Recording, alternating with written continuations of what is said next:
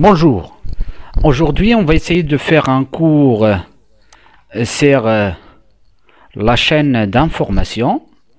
Et avant de passer à cette chaîne d'information, on va essayer de faire un rappel en ce qui concerne la chaîne d'énergie.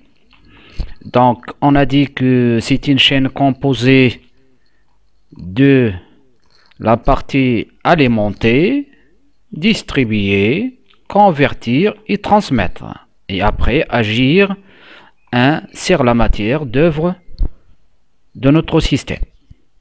Donc pour cette deuxième chaîne, c'est la chaîne d'information, ou bien ce qu'on appelle aussi l'ATC, acquérir, traiter et communiquer, ATC. Donc acquérir l'information, traiter l'information et la communiquer. Voilà. Donc la liaison entre la chaîne d'information et la chaîne d'énergie. Donc vous avez la chaîne d'information, la chaîne d'énergie, donc communiquer directement l'information, c'est-à-dire envoyer des ordres vers la partie distribuée de la chaîne d'énergie. Alors pour acquérir, donc vous avez toujours les éléments qui font l'acquisition de l'information et l'envoi directement vers la partie distribuée.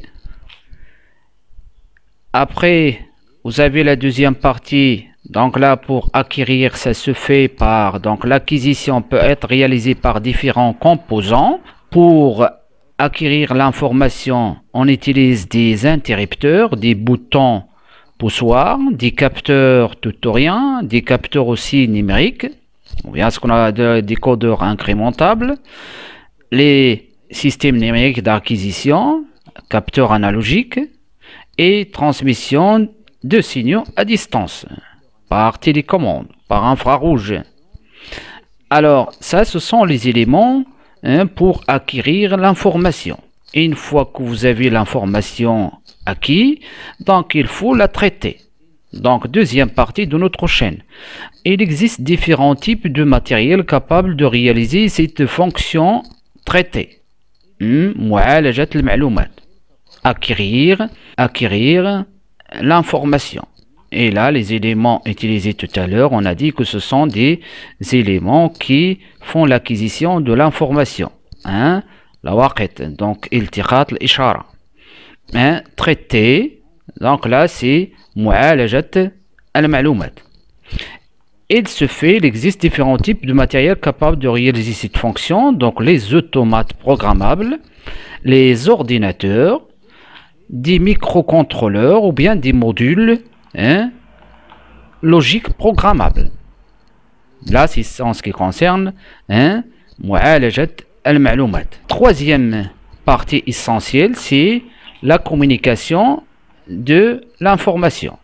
Donc ici, la communication peut être réalisée de différentes façons, soit par des voyants, des ampoules, des interfaces homme-machine, des liaisons, Bluetooth, Wi-Fi, ainsi de suite, liaisons parallèles, réseau Ethernet et aussi d'autres éléments faisant la communication de l'information. Voilà, en ce qui concerne ces éléments essentiels pour la chaîne d'information. Donc tout à l'heure, on a parlé de la partie acquisition de l'information, acquérir, les capteurs. Donc il y a plusieurs types de capteurs. Les capteurs sont des composants de la chaîne d'acquisition dans la chaîne fonctionnelle. Les capteurs prélèvent une information sur le comportement de la partie opérative et la transforment en une information exploitable par la partie commande. Donc iltiqat l'ishara wa irsaluha ila la partie commande de notre machine. Une information est une grandeur abstraite qui précise un événement particulier parmi un ensemble d'événements possibles. Pour pouvoir être traitée, cette information sera portée par un support physique, c'est-à-dire énergie. On parlera alors de signal. Les signaux sont généralement de nature électrique ou bien pneumatique. Pour les capteurs, donc tout à l'heure on a dit que ce sont des éléments qui captent l'information, donc transformer et coder l'information, et ça dépend d'un capteur. Donc capteur, transformer et coder l'information. Donc grandeur physique mesurable et un signal codé. Donc il prend l'information. Donc بالنسبة للآلة ديالنا اللاواقيت par exemple pour un être humain لاواقيت donc الحواس الخمس بالنسبة للإنسان التقاط الإشارة. Principe physique mis en œuvre, donc les capteurs, donc vous avez les capteurs que l'on appelle les capteurs passifs, très souvent des résistances.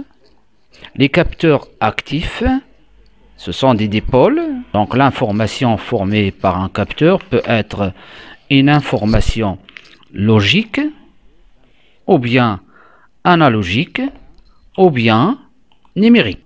La nature information, les informations analogiques, logiques, ou bien des informations numériques. Alors pour les capteurs, pour capter une information, les détecteurs, on a premier type, les détecteurs, détecter une position. Les capteurs de position sont des capteurs de contact. Ils peuvent être équipés d'un galet, voilà le galet, d'une tige souple, voilà, et d'une bille. L'information donnée par ce type de capteur est de type tout ou rien, 0, 1, blanc ou noir, vrai ou faux, et peut être électrique ou bien pneumatique. Un exemple, voilà, d'un capteur de position. Vous avez par exemple une pièce qui bouge, un piston, et là, quand ça touche le galet, le capteur indique la position de notre tige de vérin, par exemple. Principe et symbole. Voilà le symbole d'un détecteur. Il y en a plusieurs types. Donc là, de détecteurs de position. Il y en a de toutes les couleurs. Alors, on a aussi les détecteurs de proximité indicatif. Proximité indicatif. Présentation. Donc, vous avez ici des photos industrielles de ce type de capteur. Et ce qui est très important, c'est de se rappeler des schémas. Alors là, c'est un symbole à 2 fils. Et là, c'est un symbole à 3 fils. Premier fil, deuxième fil, 1 et 2. 2 fils. 1, 2 et 3. 3 fils. Voilà, là, vous avez symbole d'une bobine. Et là, le symbole d'un capteur. Vous avez aussi les détecteurs de proximité, al-qurb, proximité indicatif. Les capteurs indicatifs produisent à l'extrémité de leur tête de détection un champ magnétique. Voilà le champ magnétique qui est créé par le détecteur. Ce champ magnétique, il est là. Et une fois que la pièce, donc lorsque l'objet métallique pénètre à l'intérieur du champ, et la perturbation de ce champ, puis atténuation du champ aussi ensuite variation est exploitée par un amplificateur qui délivre un signal de sortie, le capteur commit. Donc voilà, ce qui nous intéresse, c'est que lorsque vous avez un élément étranger qui pénètre dans le champ, il est détecté rapidement par notre détecteur et le détecteur transmet l'information. Shahid. Détecteur de proximité capacitif.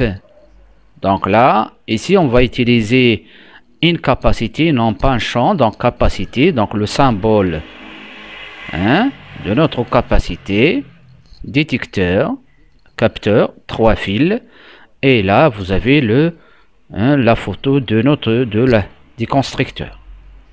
Et ce qui nous intéresse, le symbole.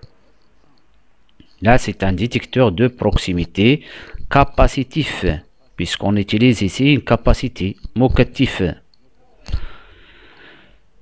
Là, vous avez les détecteurs de proximité photoélectrique. Photoélectrique. Un capteur photoélectrique est un capteur de proximité. Il se compose d'un émetteur de lumière associé à un récepteur. Donc, il y a un émetteur et il y a un récepteur de lumière. La détection de l'objet se fait par capture ou variation d'un faisceau lumineux. Le signal est amplifié pour être exploité par la partie commande. Donc, comme les détecteurs que vous avez sur les portes des supermarchés, lorsque vous entrez, donc là, à proximité, donc il y a le faisceau lumineux, détecte la présence de l'objet à l'intérieur des champs captés par le détecteur. Là, vous avez les détecteurs toujours de proximité photoélectrique.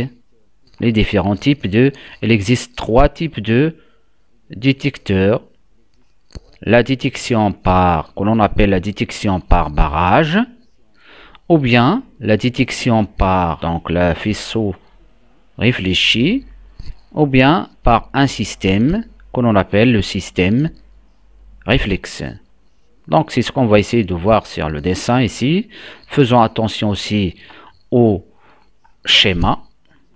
Alors système que l'on appelle un système barrage. Donc vous avez ici un émetteur de faisceau lumineux, vous avez un récepteur, donc voilà, émetteur récepteur, et lorsque vous avez l'élément étranger qui coupe le faisceau lumineux, donc il y a un détection, donc clic, commutation de la sortie. Et donc l'information passe directement à la partie commande. Deuxième type, c'est ce qu'on a appelé dans ce qu'on a dit tout à l'heure, système réflexe. Donc voilà. Ici, on ne va pas utiliser 2 pièces indépendantes, émetteur-récepteur, mais les deux sont comparés dans une seule pièce. Donc, émetteur-récepteur, les deux. Donc, vous avez l'émetteur et le récepteur. Et on utilise un réflecteur, une miroir, pour la réflexion de la lumière. Et c'est à peu près le même principe que tout à l'heure, sauf qu'on n'a pas utilisé ici un récepteur, on a utilisé émetteur-récepteur dans la même pièce. Donc regardons sur les schémas. Alors là, vous avez les deux flèches, donc émetteur-récepteur. Là, vous avez émetteur tout simplement. Et pour le système proximité, donc là, l'émetteur-récepteur et le faisceau est, on dit qu'il s'agit d'un faisceau qui est perdu. Donc là, mais à chaque fois, vous avez l'élément étrange qui pénètre dans le champ et coupe le faisceau et l'information est détectée. Voilà. Les interrupteurs aussi qui sont très utilisés, ce sont les interrupteurs à lame souple. ELS, interrupteur à lame souple. Un capteur ELS est un capteur de proximité, composé d'une lame souple sensible à la présence d'un champ magnétique mobile. Lorsque le champ se trouve sous la lame, elle ferme le contact. Voilà, c'est ce qu'on essaie de voir sur le schéma. Regardez. Position sortie, entrée. Et regardez, en position entrée, en position sortie, on a installé deux interrupteurs ELS. Voilà le schéma. Interrupteur ELS à lame souple. Et lorsque vous avez votre piston qui se déplace, c'est un piston avec un champ magnétique. Voilà, champ magnétique. Et la lame, puisqu'il est souple, donc il se déforme. et ferme le contact. Donc ça ferme le contact, que ce soit l'entrée ou bien la sortie, et on a l'information qui passe directement pour nous dire que notre piston elle est soit complètement sorti, soit complètement entré. Regardons pour le schéma. Voilà, donc ici c'est U qui représente le champ magnétique et là c'est l'interrupteur. Alors il y a aussi les capteurs pour aussi la pression pneumatique qui nous indique, voilà, c'est la pression. Là il y en a plusieurs types et vous avez aussi ce qu'on appelle les capteurs pour le mouvement de rotation, ce qu'on appelle les, non pas des capteurs, mais c'est ce qu'on appelle les codeurs rotatifs. Les codeurs rotatifs sont des capteurs de position angulaire.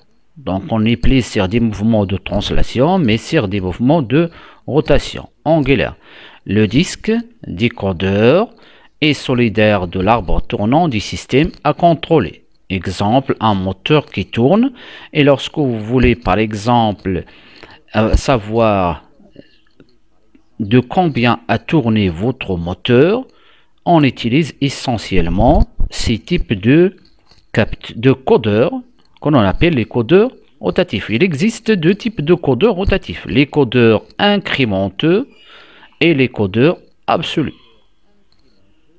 Alors, les codeurs incrémenteux, le périphérique des disques des codeurs est divisé en X fentes, c'est-à-dire que sur notre disque, on va essayer de réaliser des petits trous, des fentes qui sont répartis régulièrement.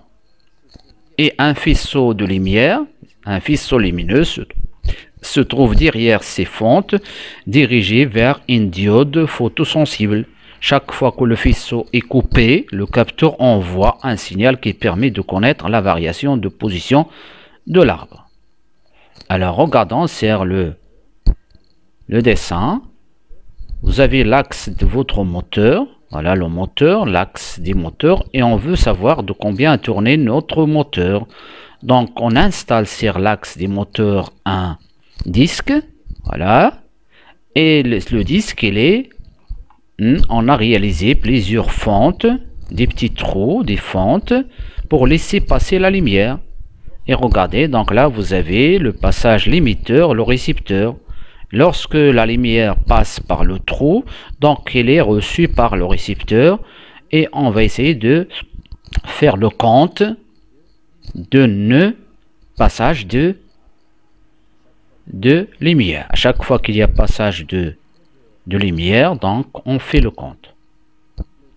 Alors les codeurs absolus, cette fois-ci, le disque possède un grand nombre de pistes. Tout à l'heure, on a vu sur là, vous avez qu'une seule piste, c'est-à-dire qu'on a mis qu'une seule piste sur notre codeur. Ça, c'est ce qu'on appelle un codeur ou des codeurs incrémenteux.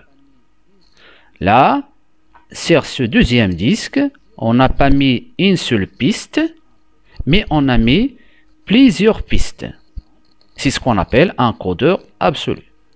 Et là, par exemple, vous avez, regardez, si on fait le compte, première piste, au premier chemin, deuxième piste et troisième piste. Donc, c'est un codeur absolu, trois pistes. Piste A, piste B, piste C.